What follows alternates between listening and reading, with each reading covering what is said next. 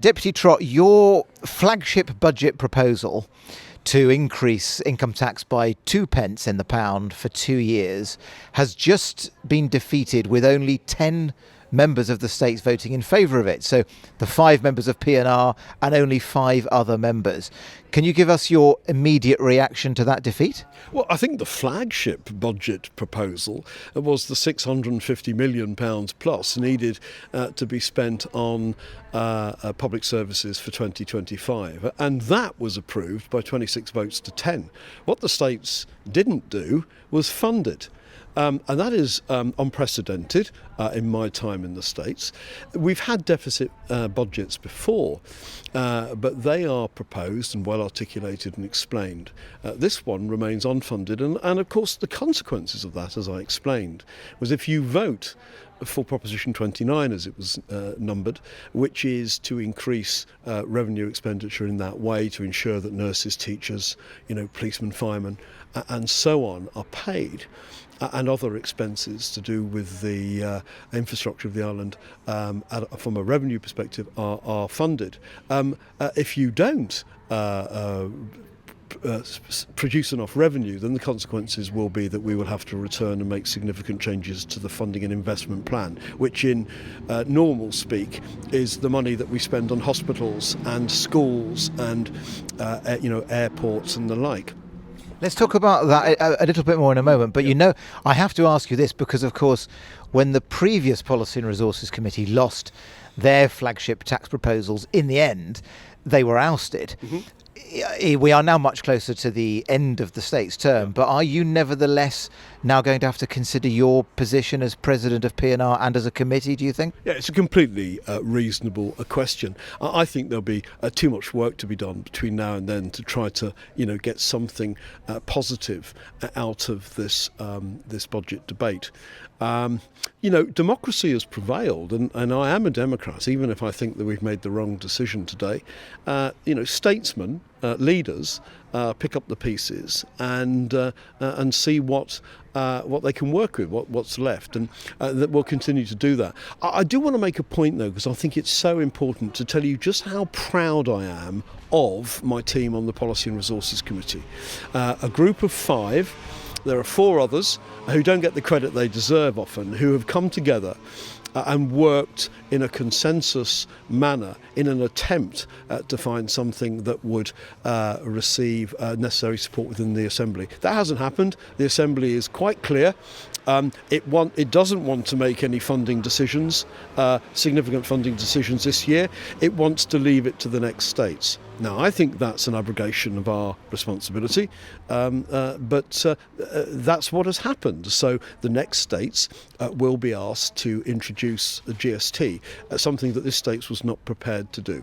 So there are a number of challenges for that proposal now. That it's got to, of course, run the gauntlet of a general election, and it's also going to be subject to another debate when the next states may or may not approve that measure. Why do you think this state is so unprepared to raise taxation, even when they're faced with the consequences of not doing so, when the financial position is set out? Why do you think they're so unprepared to raise taxation or indeed cut spending in a way that would have an effect in this term? Well, there'll be a multitude of reasons, not least, of course, some of them have ideological reasons, genuine and sustained opposition to GST. Others genuinely believe that the states is bloated. But remember, 26 members of the states voted for the expenditure side of this budget. Only 10 voted against it. That was the same number that voted for so-called Proposition 1A, which sought to fund the budget. So when you look at the dynamics of a voting profile of that type, you can see just how divided this state remains, and that's why we have democracy. There will be a general election in a few months' time, and that will help refresh the views that some hold in the states. It'll be a matter for the ballot box. But in the meantime, the Policy and Resources Committee has a role role to do, and that is to make some sense of this, make recommendations to the Assembly on public spending to do with infrastructure. And there are going to be some very disappointed people. There's going to be disappointed people in Alderney. There's probably going to be disappointed people within the education system, and there's almost certainly going to be disappointed people working in healthcare. And for that, the Policy and Resources Committee apologises. But we're left to pick up the pieces, and we'll do our best. You told the states that you would be left in effect with a £100 million shortfall over the next 2 years. Yep. Do you know how quickly you will be able to come back to the states with fresh proposals to deal with that? And do you know, roughly speaking, what you will propose to try and get the states out of that position they've left themselves in? Well, the answer to that question is we'll get back as soon as possible, but it's extremely unlikely, not least because of the processes within the states, for that to be anything other than early in the new year.